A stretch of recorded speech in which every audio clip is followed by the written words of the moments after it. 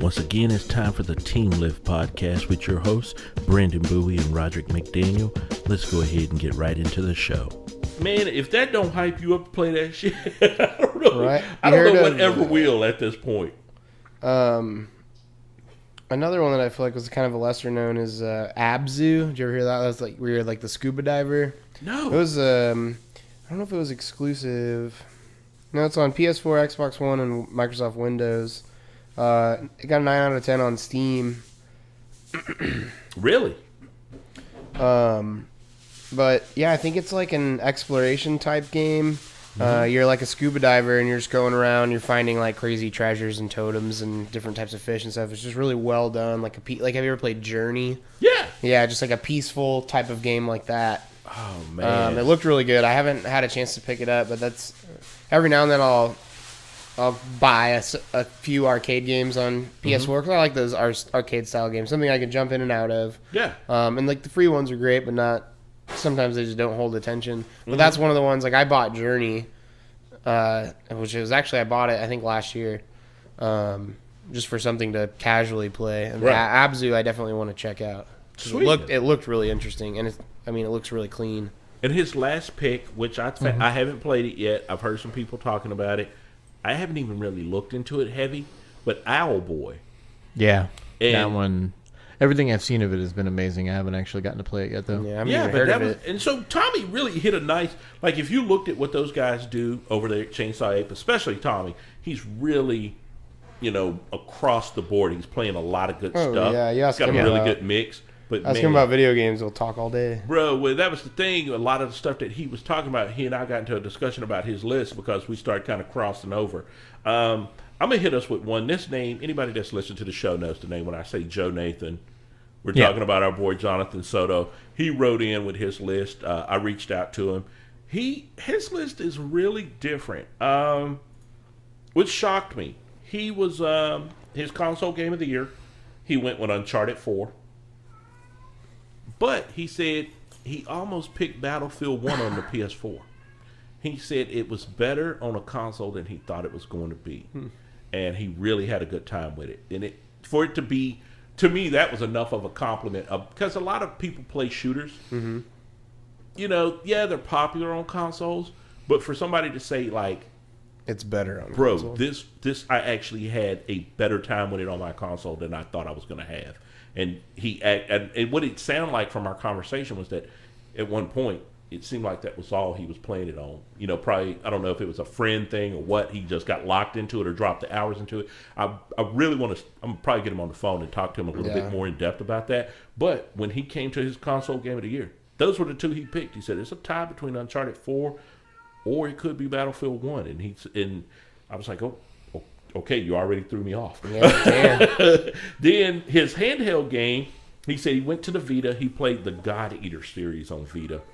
Now, what I do know about God Eater is it's an anime, kind of a God of War hacky slash kind of game. I've heard things about it. I have a Vita. I've never tried the game. I've never watched the anime. I don't know anything about it. But I do know, I did look into it. It seems like it was huge in Japan. Like this is a game that's over there that does crazy numbers in Japan, and we barely talked about it in the U.S. And so, I'm sure there's several that slip through the cracks every year like that, though. Oh, I'm sure. His mobile game actually didn't shock me that much. He is a huge DC fan, loves DC Comics, loves all the TV shows, loves all the movies.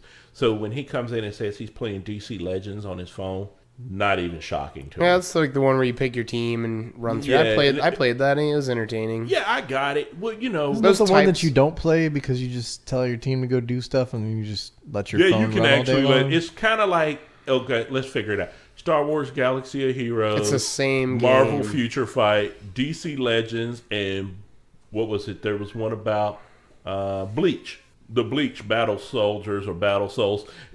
All four of these games are the same damn thing. All they did is change out the licensing and the characters. Yeah, those types of games only hold my interest for so long, and it's mainly because of the characters. Pick this team of 4 characters. Pick this team of 3 heroes. Pick this team and go fight and level up and unlock these other characters and max them out and level them up.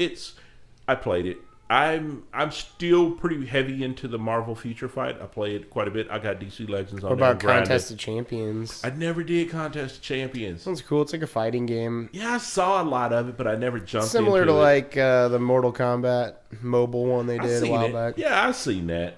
It just seems odd to me that we've gotten to the point where the most popular mobile games are the ones that you don't even actually have to play. You don't even have to play them. You can let them auto-play and level you up. I've watched like hours and hours of people at work who play the fucking clicker games. Where like Clicker Hero, where you like can just let it go by itself? Yeah, I'm just like, why? I mean, you're just wasting CPU cycles. You're not even playing a game. One of the mobile games that I liked was Animation Showdown. Animation Showdown? Was that the one with the Fox characters like Bob's Burgers? Yeah. Animation Domination Showdown or something? Yeah, crazy? and it's like Family Guy, American Dad, Bob's Burgers, and you build like a deck of King of the Hills on it too. But yeah, you build like a deck of card with these heroes. But it's just you're battling cards, but you get items and different things that you can blend with people to make different versions of the characters. And I heard it had the kind of Fox funny ass cartoon vibe to it. Absolutely. Yeah, I heard great stuff about it. Never tried it. I played it. It's fun. Yeah, Dan. Here's where Joe Nathan kind of shocked me. This guy's to understand Joe Nathan, man. This is if you knew him, you would understand why this is weird. His favorite game in 2016 that he played, Final Fantasy 15. The new one. Yeah, he loved it. It looks incredible. Yeah, it looked incredible, but this is a guy who bitched the entire time Final Fantasy 13 was out, was mad because it was going to both consoles, and it should never be on an Xbox console, and it looks like garbage, and they dumbed it down so that they could play it on the PS4, which is totally untrue, which was an unfounded untruth. Here's what they did. They had to compress the video for the 360, okay? Whereas they were able to, on a Blu-ray, they didn't have to compress the video. So it did, it was a visual difference in how it rendered on the two systems, okay? But he's like, it would have been even better had they never tried to make it for the 360. I say, what they did on the PS3 and what they did on the 360 has nothing to do with each other. Yep. They were two totally different systems. He just felt like it would have even looked even better had they never developed it for. I think what he's getting at is if they hadn't spent the time and energy and money to develop it for the Xbox, then they would have had all of that extra time, money, and energy to put into the game that they released on the PlayStation. And that could be it, but he was pissed. Yeah. He was pissed. He bitched about this game. Now, while he was bitching about this game, I was busy beating that game. All I'm saying is if PS4, if they gave up, or Sony gave up Final Fantasy to the Xbox, then we should get Halo on PS4. Or that's a Microsoft exclusive. You're asking a lot. That's the difference between Square Enix and Sony being both. Yeah, that'd be like them trying to give up Uncharted, and we know Uncharted Microsoft never literally owning Halo and just going like this with their fucking middle finger to the PlayStation. Yeah, you would never see Uncharted. You can't even get Uncharted on PC, damn near. Here's what's really funny though is the hardware between the two consoles is so fucking similar that it's virtually identical. So other than just porting it to a different operating system, it really wouldn't be that hard for them to do. Yeah, no. I mean, nothing is really hard for them to do. Yeah. Oh, man. Now I'm going to hit you with one. Belly. What? This is Belly's list. This guy messed me up. I don't know what to do with him. He's going to be on an episode this year. When he's on the episode, I'm going to have you listen to it. Belly is a wild dude, okay? His name is like, he spells it like Pele, P-E-L-E is Pele. His name is Master Belly because he has a big belly like Santa Claus. He's B-E-L-E. This dude is one of the greatest anime MMA otakus you will ever meet. Like, he is a great American, but he is one of the craziest dudes I've ever run with. He's in my crew of, like, my close circle of friends. And this fool is insane, and he's going to be on the show this year. Nice. So we were picking on him. I was driving him crazy. I need your list. And he sends me this fuckery. and his list is the one that bugs me the most. So his console game of the year, he comes in and hits me with Dark Souls 3. And what's so weird about this fool actually platinums that game. Jesus. He got the platinum trophy for it on the PS4. I was like, you grinded that bad boy. He put the hours into it. Then his handheld game of the year, he said, I'm gonna be honest with you. Pokemon Moon. What? Pokemon Go? Moon. Oh, that's the So Sun and Moon. the DS. Yeah, he's on the 3DS playing it. So he hits us with the Pokemon Moon. I've heard that's good. It's just a new. I've been playing Pokemon Sun, and we know my whole thing about Cottony. So Have you heard the Cottony story? No. Oh my God, man! I never got into. I don't have. Just tell him just real quick. So here's what it was. Bon Timmy, Mr. Bon Timmy, his game.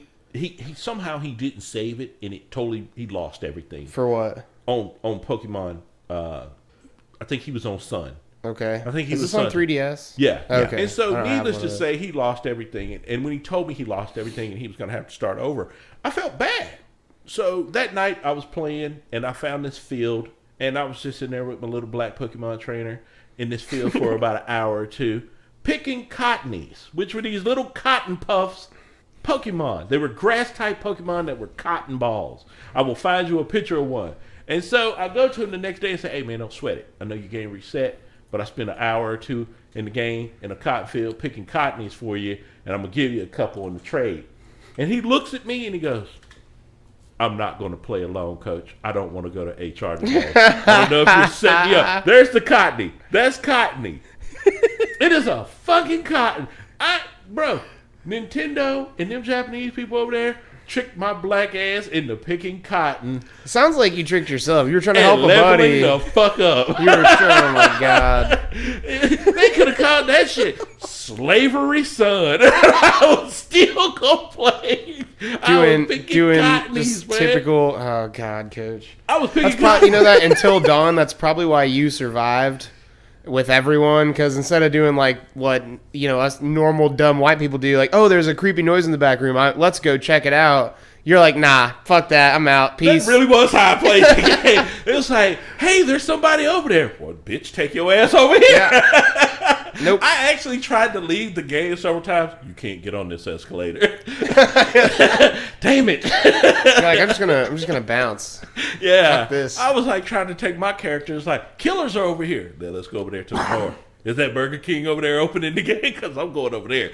That looks well lit over there. That's how I played the game. It kept everybody alive. Since we gave Bon Tempe a shout out, I know he played the shit out of Dark Souls 3.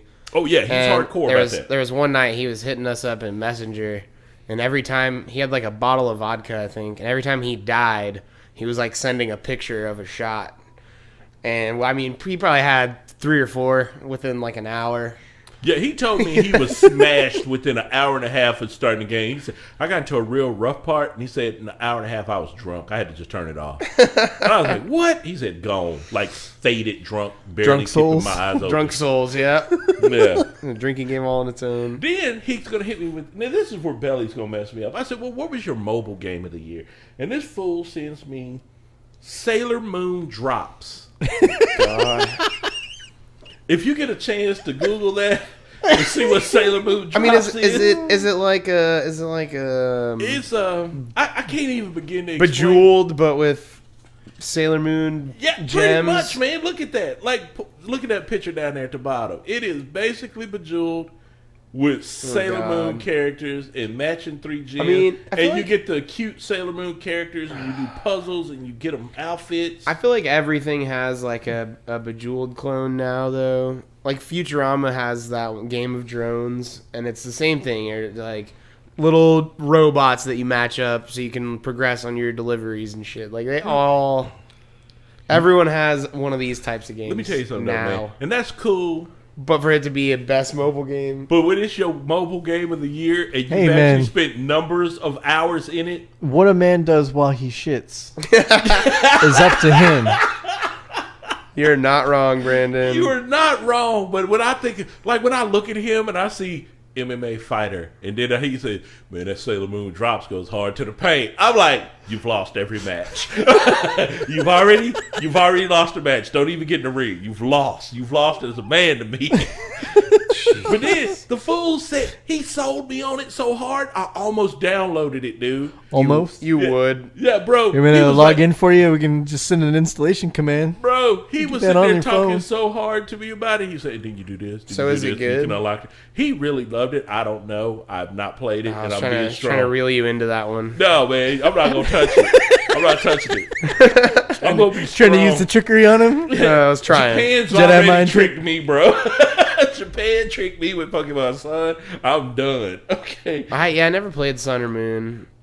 It did. I asked him, what was your favorite game of the year? His game of the year, Dark Souls 3.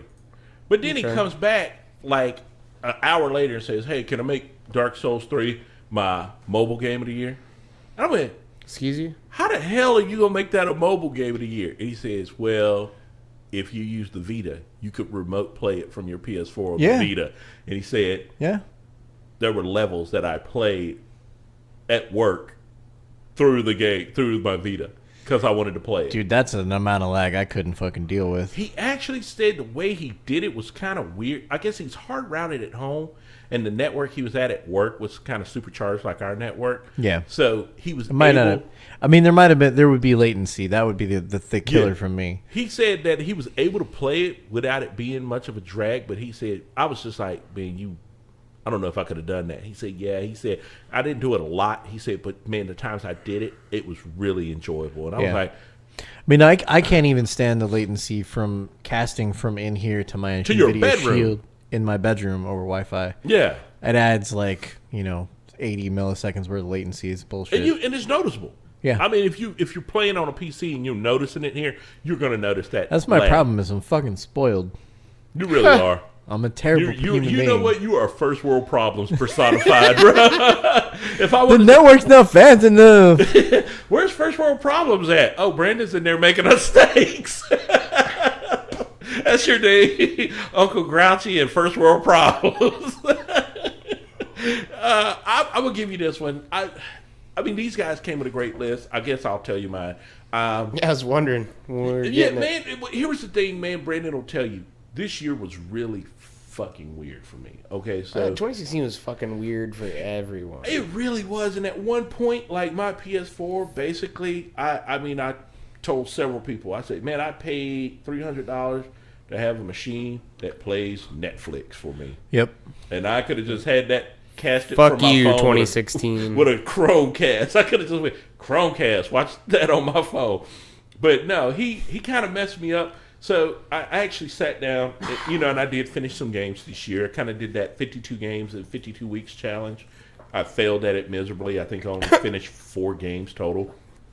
But I did enjoy this, so I had to pick my console game of the year. For me, it was a tie, and it was 2 games that were on Tommy's list. Until Dawn, Life is Strange, I felt came down to my 2 console games of the year. And really, I think they sucked me in because I'm a guy who, 2016, I spent a lot more time kind of in movies and really working on writing as myself as a writer. So I was really sucked into games that had great storylines and great writing. And I felt those 2 games really did some special stuff when it came to writing and what they were doing. So those 2 got me. Those 2 really, really sucked me in. I have a handful of stories I'm working on. We need to talk about this. Yeah, handheld game of the year. I'm going to pick this one. I don't know if it technically could fall into 2016, but I finished it in 2016. I played Child of Light on the Vita. And another great game. Child of Light is Ubisoft, their major games sometimes leave a sour taste in my mouth, but Child of Light it had like a storybook feel to it, and then also it spoke in a rhyme. It was 2014 and that came out. Are you freaking serious? I did not get that game to this year, man. What else man. have they done? Didn't they do Bastion, Transistor? No, this was Ubisoft Montreal. That's a different Montreal studio. I think they did the Valiant Hearts, which was also on Steam. That was also one of the games. I love that game, man. That was my first time I played it. It was my handheld game of the year. I guess if I have to pick a game that came out in 2016, I am going to go with Pokemon Sun because I'm not even going to lie, the game sucked out hours of my life, man. Transistor and Bash. All their story games are great. Those are all great. I got all those games, too. I own every single one of those. My mobile game of the year, I'm not going to lie, Marvel Future Fight. I spent more time or money in that game than I probably should have. I could say it was Simpson tapped out, but I'm hundreds of dollars into that game. Bastion is Supergiant Games. Bat Transistor and Bastion. They have another game that I think is coming out this year. I think they do have one announced that's coming out soon. Both of those games are fantastic. They don't make bad games. That is true about that. Bastion and Transistor are great. I'm surprised there's been no Pokemon Go shoutouts. I mean, theoretically, the overall in that game... Bro, Pokemon Go was so massive and affected so many people when it came out. And it was such a huge thing, a huge game. And just like the fact that we could go to the park. Too bad it's being run by idiots. Yeah, the game itself is just like monotonous. The developers are ramming the game into the ground. Dude, they fucked their own game. I've never seen anybody have a massive hit and then fuck your own game. Yeah, usually it's like the No Man's Sky route where it's just fucked up from the beginning. But this is like came out stellar, and then they were like, "Oh no, our product's doing well. Kill it, kill it." What's so different now? I haven't opened it in months. Oh, bro, you're like me. I'm damn near at the point where I was about to uninstall it, but it's still on my phone. The problem that I saw with the game is, okay, at one point, and if people have ever been to Austin, Texas, we have the Long Center for the Performing Arts down there by the river, downtown Austin, and the park there on Friday fucking nights at 11 at night would be still 300, 400 cars deep. Oh, it doesn't surprise me. Thousands of people walking, strangers talking, and playing this game and catching Pokemon and hanging out together. And, have you been to this location? And have you gone here? And you should play here.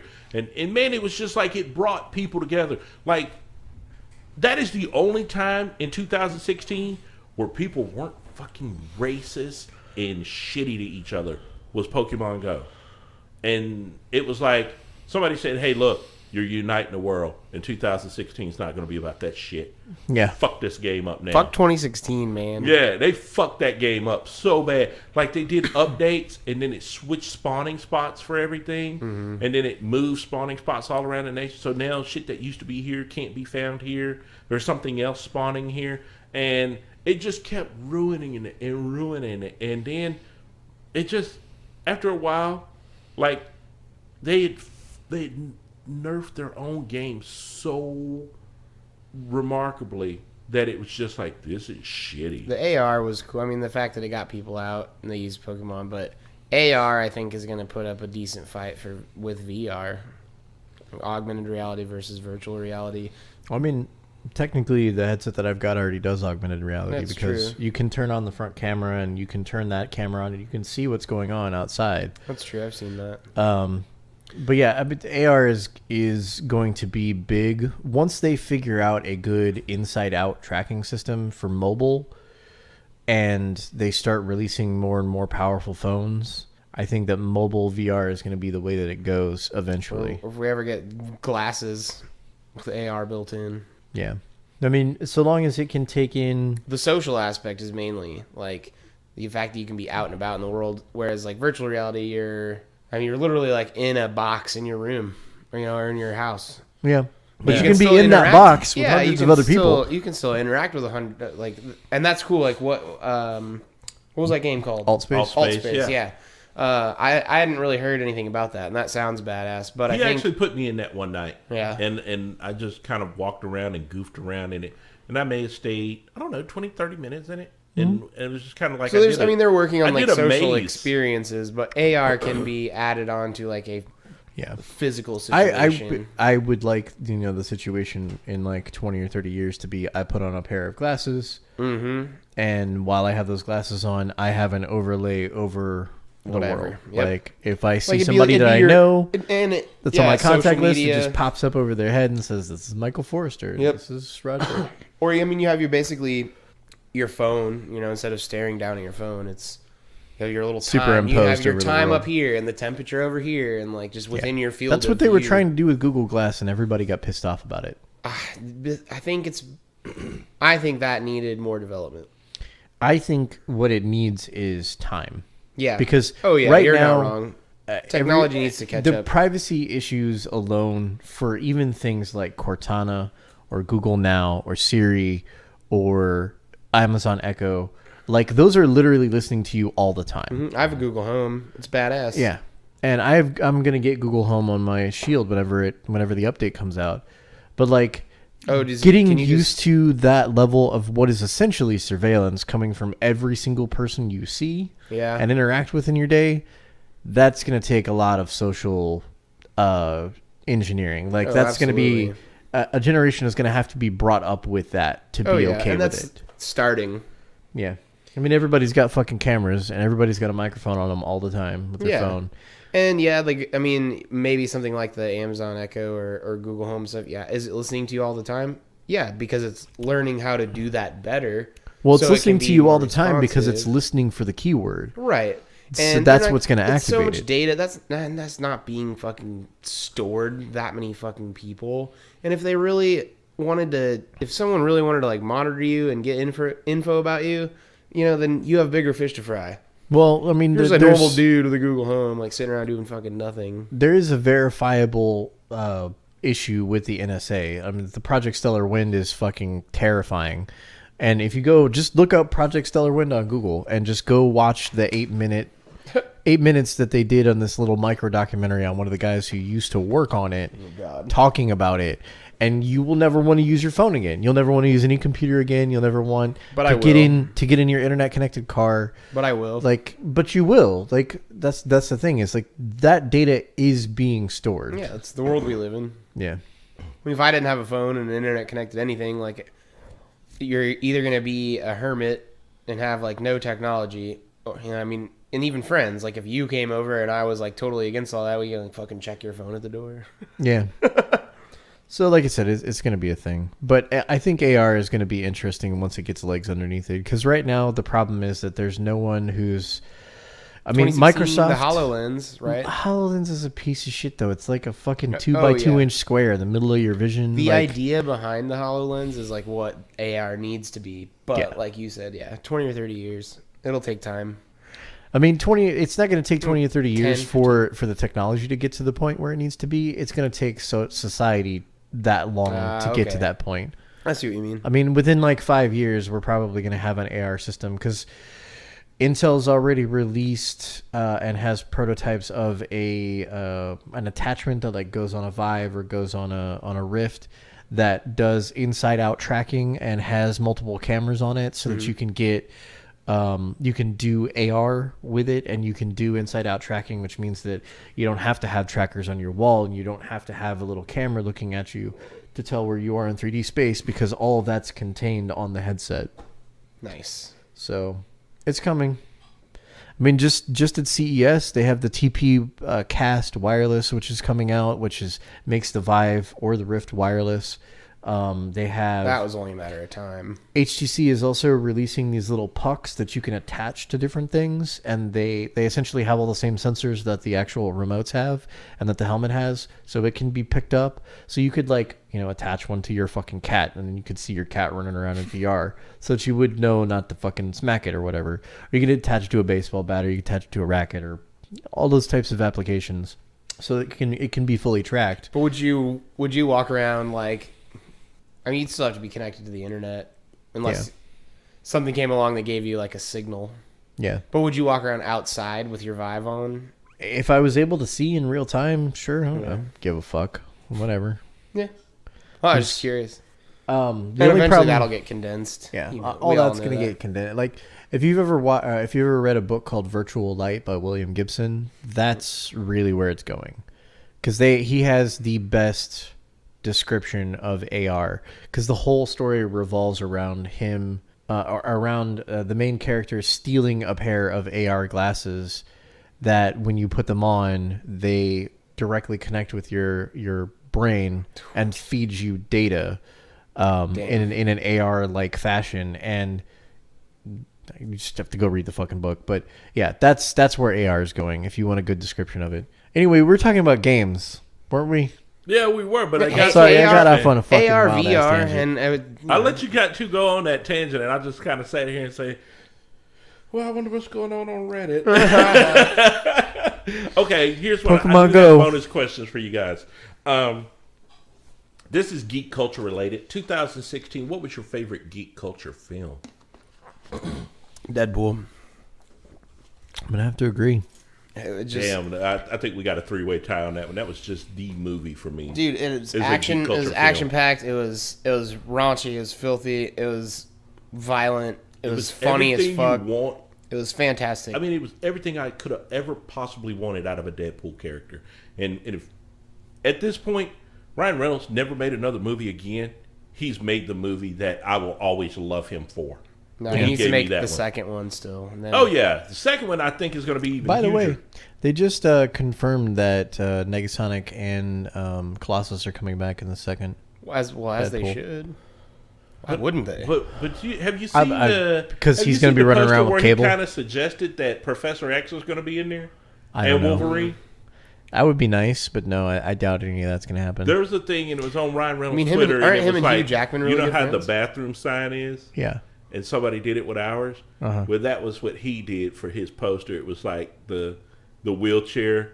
Yeah. And the Wolverine. They did the whole thing with the little bathrooms, the men's bathroom. Yeah, sign. I think he was. That was about the time that Apocalypse was coming out, and I think it was viral marketing technically for Deadpool, but for that movie. I don't think it was advertising that they were going to be in Deadpool 2. Yeah, because aren't Ryan Reynolds and Hugh Jackman? They're like good friends, aren't they? I don't know. I know they make fun of each other like all the time. Yeah, they really do seem buddy. And there was when Ryan Reynolds won some award like Man of the Year or something like that. Mm-hmm. This is maybe a month ago or a few months ago. I don't know exactly when, but Hugh Jackman released like a little video congratulating him. But the whole thing at first, he's like got a little thing of Ryan Reynolds' face, and he's like talking as if he were him, and like it was funny. Oh, that's hilarious. That's cool. Yeah, I don't want them to connect Deadpool with the existing X-Men universe, because now that Hugh Jackman is leaving and they're going to bring another person in to play that character, and they're essentially going to reboot all of X-Men again, I would rather have Deadpool 2016 be connected to the new canon rather than the old canon, because like the Colossus that we have in this is different from the Colossus that we had in the previous movies in the X-Men series anyway. Yep. Like he actually looks like the comics. And then we've got Negasonic, which is a character who is not anything like she is in the comic books. She was completely and utterly changed for the movie. And that allowed Marvel to get back a character from Fox to put them in Guardians of the Galaxy. Wait, who? The planet. I can't remember what his fucking name is. Oh, okay. Do you remember? I know you're talking about not the Living Tribe. Star-Lord's dad. Yeah, Star-Lord's dad, which is the planet that's being played by Kurt Russell. I know all these other details, but I don't know the name of the character. Useless. Anyway, so yeah, I don't want them to connect it to the old canon, because I want them to connect this Deadpool to the new canon and just have that be the breaking point. Yet. Like who's playing Cable? Some guy from Friday Night Lights. Oh, they already the have coach. That? Yeah, the coach from Friday Night Lights, I think, is the guy. Yeah, I know that really for a while. Stephen Lang wanted it. Stephen Lang. Stephen Lang, the guy from Avatar. Avatar, yeah. So he was like campaigning on social media. Yeah. So was Ron Perlman. Yeah, but they were both like in a dead heat, really wanting that part, and I really kind of wanted to see either one of them in that part. Ron Perlman just needs to like get Hellboy 3 or like a Netflix series Hellboy. That'd be dope too. The problem is like nobody wants to give them any money. Like Del Toro, I don't know if Del Toro would be down to do it. I know he's down to do it, but I don't think that the money is there, and that's the problem. Speaking of Del Toro and Netflix, Troll Hunters, it's an animated. Troll Hunters. Have you watched that? Troll Hunters animated series? Yeah, they did a Netflix animated series.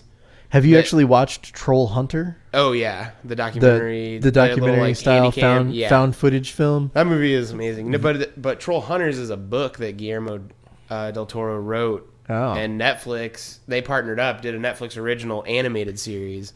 Right now, there's 26 episodes, and it is fantastic. I haven't watched it, but it's in my queue to watch. I put it in my watch list. Yeah, I think that came out 2016. At the very end. I remember when it hit, like, not even maybe a week, 2 weeks I was weary ago. to watch it because the little thumbnail, I mean, it looks like a cheesy... Oh, and it's DreamWorks that did the animation. So How to Train Your Dragon, those people did the animation for it.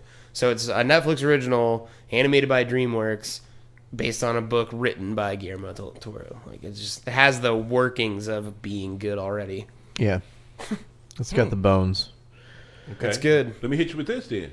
Favorite geek television show? Luke Cage, hands down.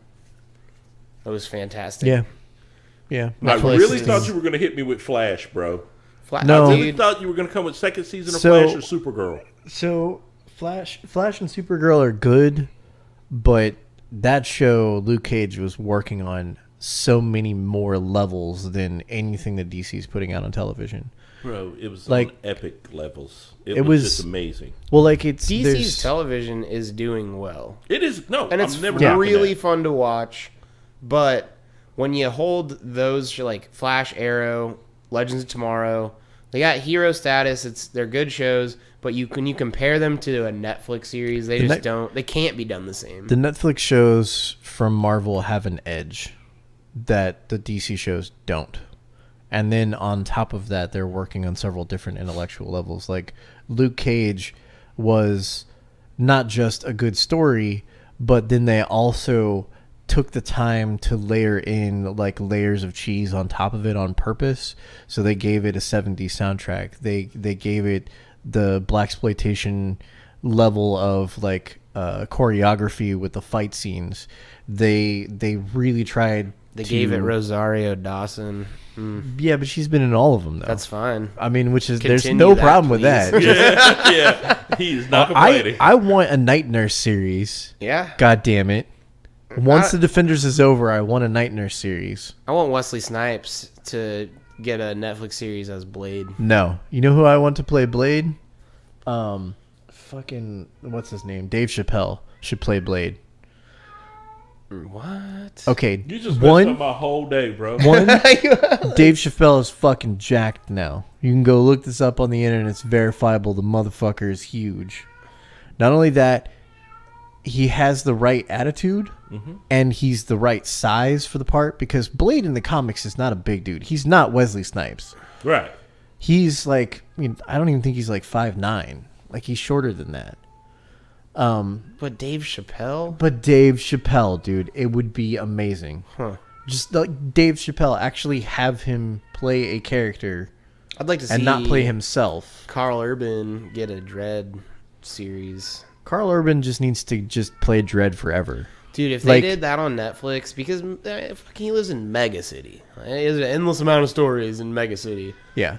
And for that to be a Netflix series, I think would be way better than what they could do on the big screen. Didn't they shoot that movie in South Africa? I don't remember. You're making me Probably. go. I'm having to debate this with you.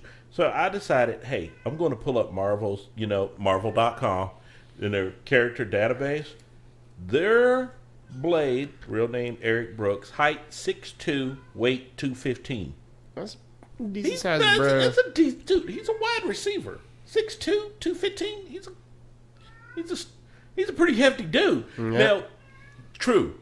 I don't know if he's as ripped as what we got with Wesley Snipes. Wesley Snipes was just jacked, bro. Some motherfucker's always trying to ice skate uphill.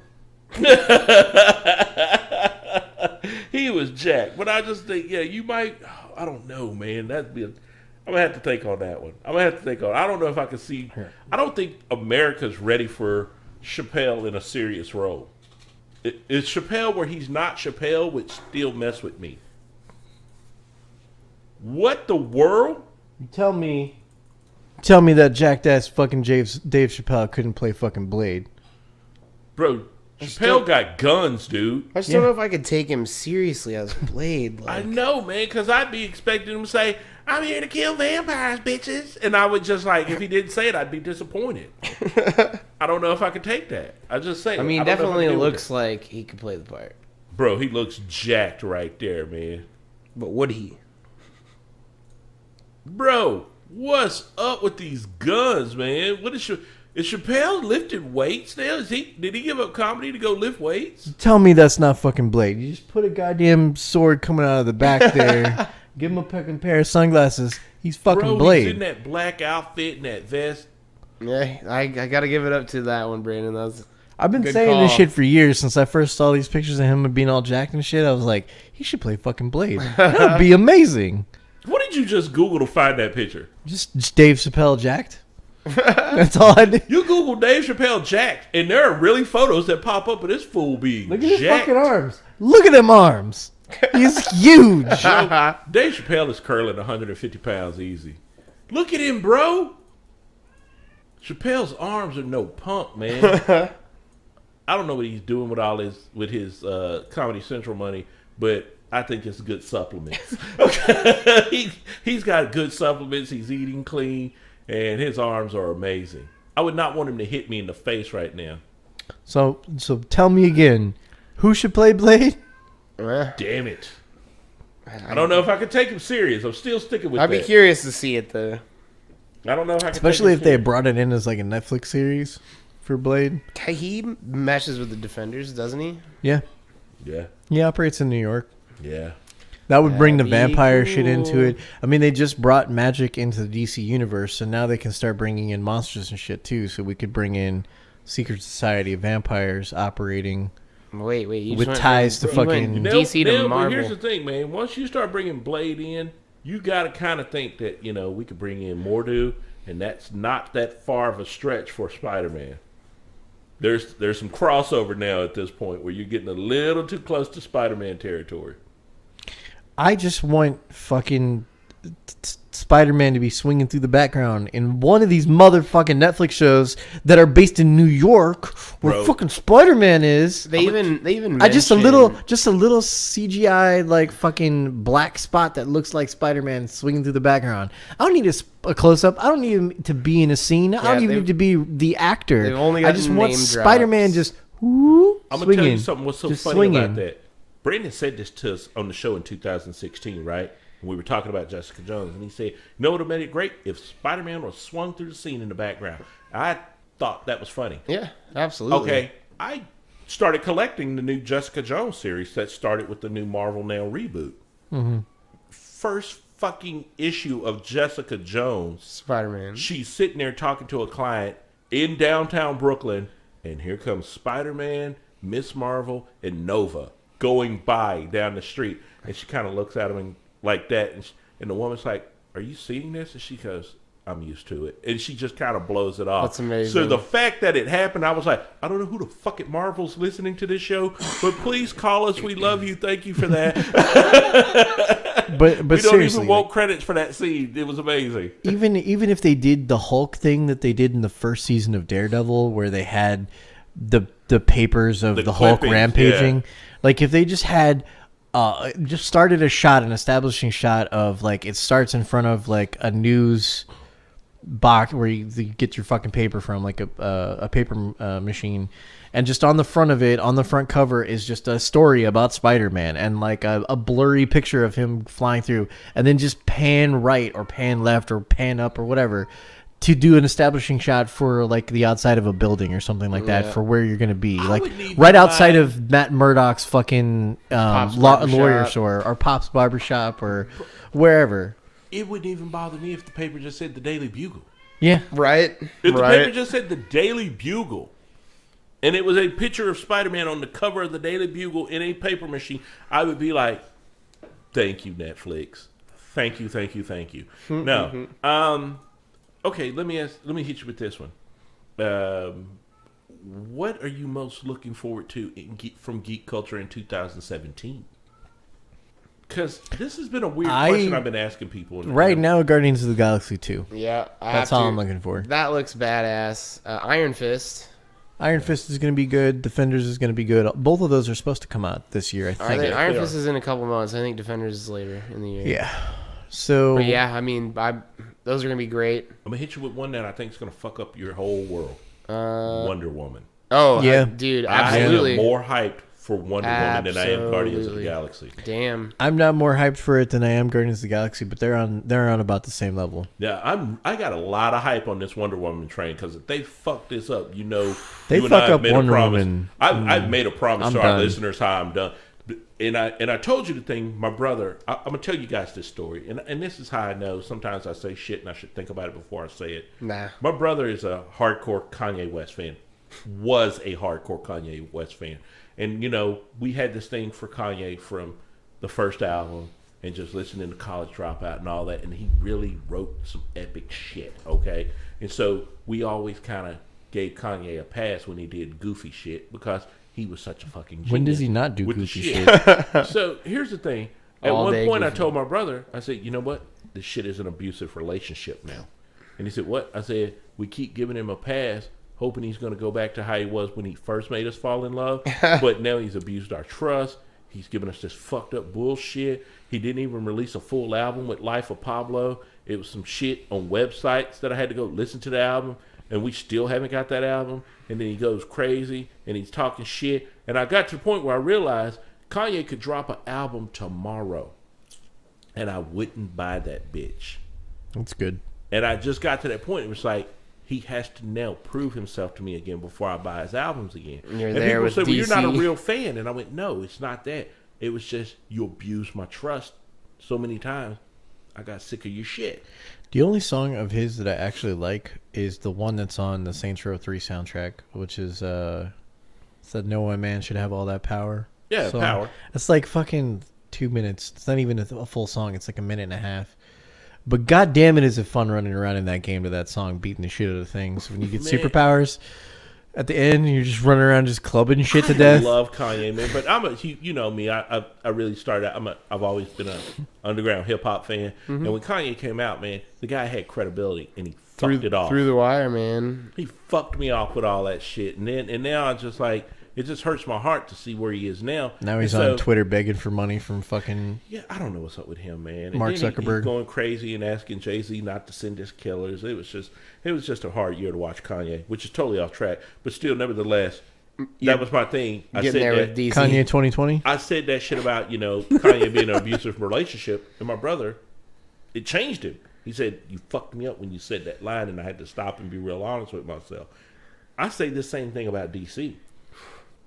The DC movie properties is an abusive relationship with their fans, because the fans who are going to go watch these movies and keep watching them on opening night and giving all their money to them to get shitty products back is an abusive relationship. Yeah, they keep promising the fucking moon, and then you show up and it's just like, oh, well, you shit on a plate and served it to me. That's should have been rated R. I love Suicide Squad, and it was the movie that said it. You know what I think it was? It wasn't that it was amazing. It was so much better than what I thought I was going to get. That's because it was made by a filmmaker who actually knows what the fuck he's doing. The problem with that movie was, well, the problem was that they sent people like the trailers that were put out for that so much, and the studios now are so afraid of losing money that they will try anything that they can to try to make money on these things instead of letting them go, giving it to a visionary filmmaker, letting that filmmaker make his vision and put it out on the screen. They try to fucking micromanage it via committee. So they sent that film to be edited by the people who edited the trailers instead of letting the guy who created Oscar-nominated, Oscar-winning films, I can't even remember if he actually won an Oscar or not, letting him do the final edit, which is what he wanted to do. They just packed the whole fucking thing with a soundtrack that probably cost like half the goddamn production value of the movie to get the rights to, and just fucked it all up. But it was still a better movie than all the other movies. It was so better than all the other movies, and that was the thing. Was like when I left out, I was like, that was the movie I told you. I said it. The on bar the show was so set times, if so they low. Fuck Suicide Squad up, I'm done with them. Man of and Steel they didn't was good. fuck it up. No, it wasn't. Don't lie to yourself. No, don't get him to say. This is the thing. Oh God, I remember that. Bro. Yep. No, I already know. I got it. Yeah, Here to here, and I'm still, that visual fucks with me, and it's I've never forgotten it. The thing that kills me is that I know a lot of people, hardcore Superman fans, who balk at that movie, that were pissed at Superman versus Batman. They're still pissed. They crammed way too many different things into that.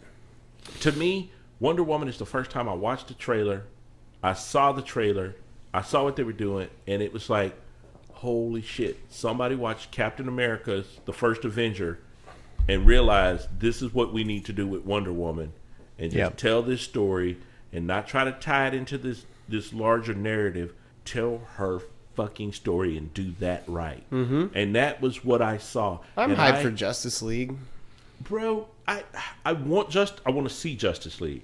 You know, but I'm not hyped for it. Like I probably 100% am not lying to you when I say if I see Justice League opening night, it's because somebody fucked up and gave me a ticket. Damn.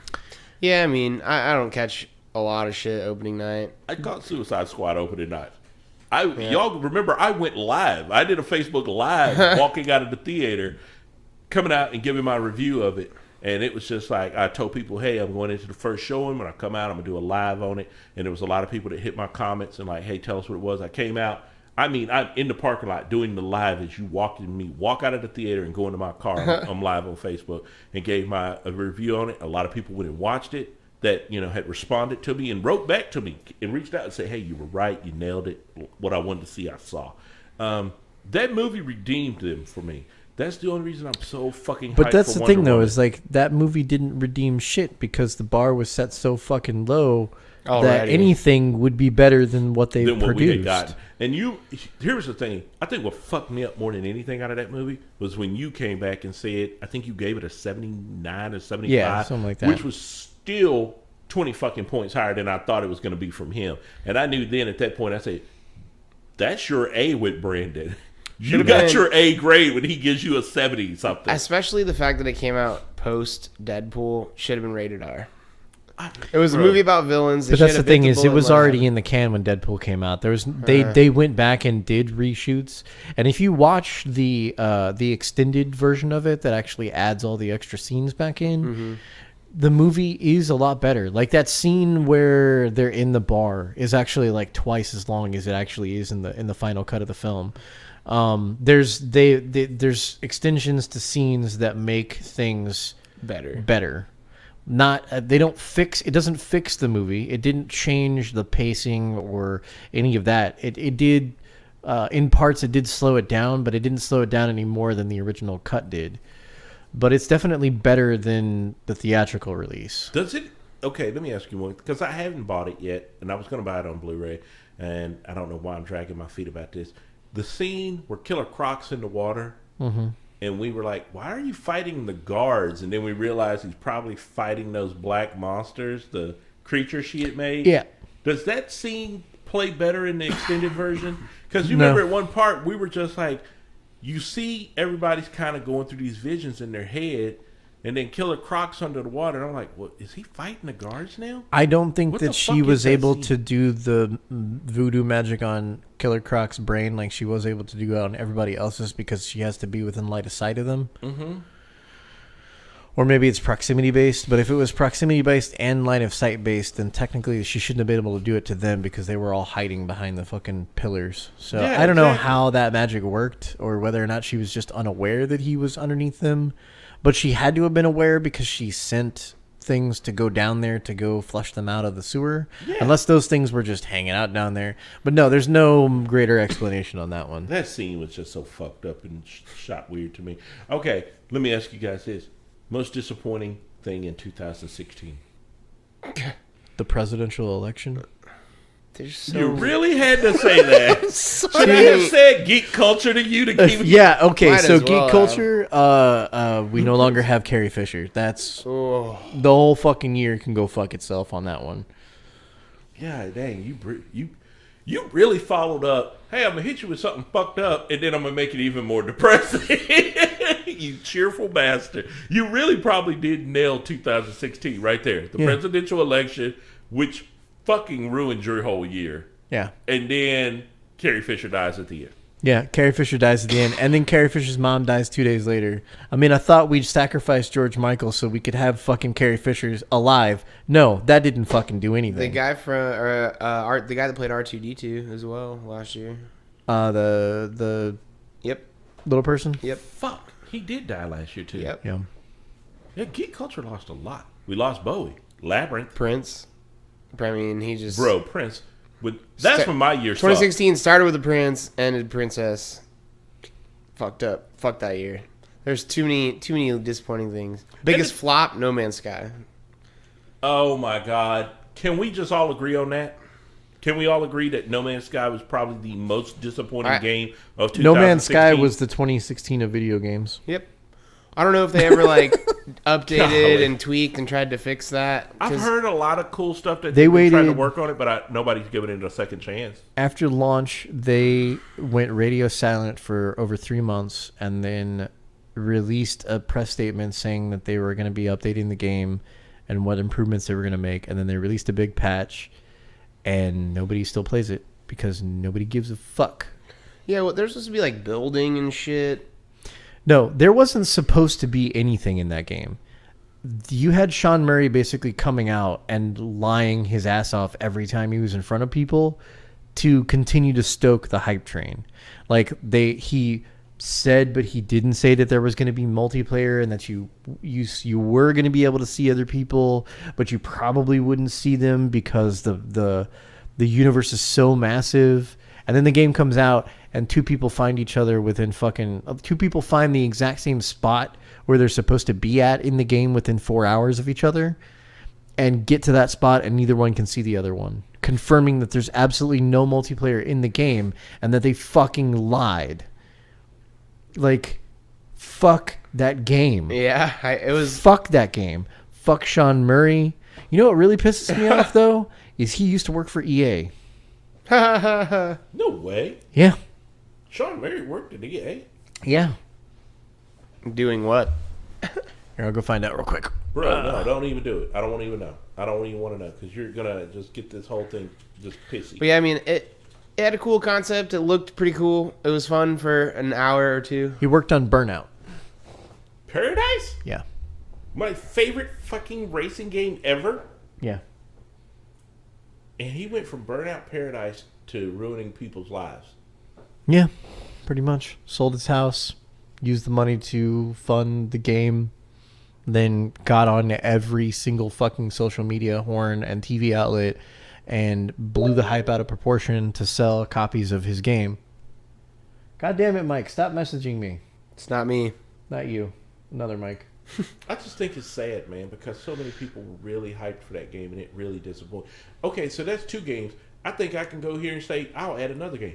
Pokemon Go post-patch after the release. That first update after the release fucked the game up. So those were my 2 biggest disappointments of 2016 as far as games go. I think that with as much as Blizzard pisses people off with the things that they do in their games, they have one of the best relationships with their customer base. Mm-hmm.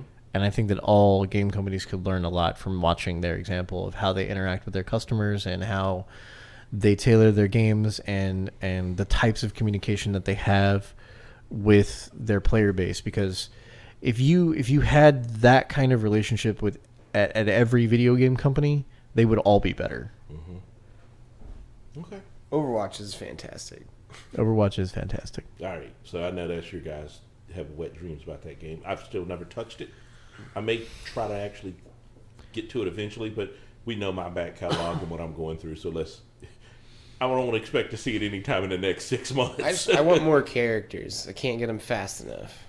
Paragon spoiled me there. One of the things why I like that one so much, they did a thing for a minute where you got a new character every 2 weeks, and they did that for a month or two, or for a few months. So every 2 weeks there would be a new character in the game, and for 5 or 6 new characters. Badass. Wow. I just don't think that Blizzard's going to start repeating themselves with the new characters. That's my only problem. Yeah, I heard, or I think we watched a video or something. They were talking about what other type of healer could they have. I want a Pharah healer. Like an airborne? I want an airborne, shoots rockets at her teammates to heal them. Like AoE? Like an AoE, heal over. So you shoot a rocket and it hits the ground and it puts out that biotic field that Soldier 76 has, and that's how she heals. So each one of them lasts for a couple seconds, so you'd have to be standing in it to get healed by it. Would be kind of awesome. That'd be interesting. I saw a concept. It was just a random video of a guy wanting to see different Overwatch characters. One was they need an animal, like a dog, some type of. They have one. We've got Harambe. What's wrong with that? But as a healer, his idea was basically that it would like, for lack of a better phrase, shit out like the health packs that you can pick up throughout the map randomly. But if you're like grouped up, he could drop, kind of like Torbjorn's armor packs being dropped, but he's dropping health packs. I mean, so a healer from like any fucking other World War. It would be something that would be type game. Yeah, something that would be different than anything they have right now as a healer. Maybe like a Be a healer, but you'd have to help yourself. What if you had a healer that was like the pyro or like a May, where you had like a gun where you can only heal something that's like 8 or 9 feet in front of you, but you're doing an AoE cone heal in front of you. That'd be interesting. That'd be weird. First time I ever played Lucio, I thought you had to like shoot people to heal them. No. Yeah, no, oh, yeah. Not at all. Nope. Just run around, just stand near people. But you need to play that, Coach. I may have to jump on it soon, man. I do think that the game, with the most recent changes that they've been making to it, has been making it very much easier to defend and very much harder to push. Yeah. Because I win a lot more games on defense than I do on offense. Bro, it sounded like your cat had figured out how to open a door, and if your cat would have came around that corner, I was fucking running. Okay, I'd say this cat learned how to open doors. I'm out of here. No, there was one night where, like, I guess I hadn't shut the door all the way to so the lock clicked, but it looked like the door was shut, and I got woken up in the middle of the night to Fatty on my bed, fucking meowing right in my face. I was like, "How the fuck did you get in here?" This is just like Kool-Aid Man his way through the door by pushing on it.